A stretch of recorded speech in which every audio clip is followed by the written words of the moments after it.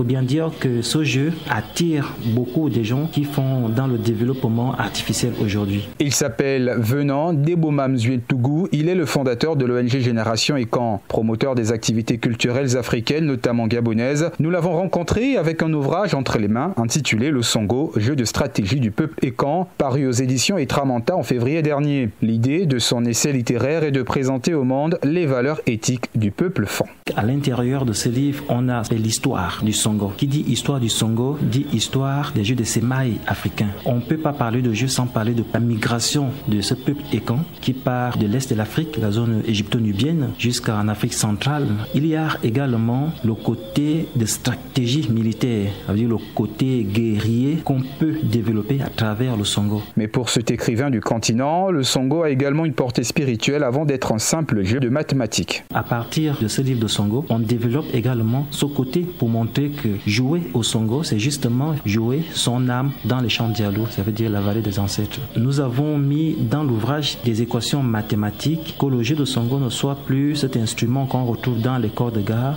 dans une communauté et pas une communauté. Nous estimons qu'à partir du jeu du Songo, on peut pratiquer les mathématiques. Venant Debomam a consacré 10 ans pour la réalisation de cette œuvre grâce au concours de certains initiés. Attendu au Cameroun en septembre prochain pour le vernissage de son ouvrage, le jeune promoteur invite les responsables d'enseignement à utiliser son livre comme un instigateur à l'esprit scientifique.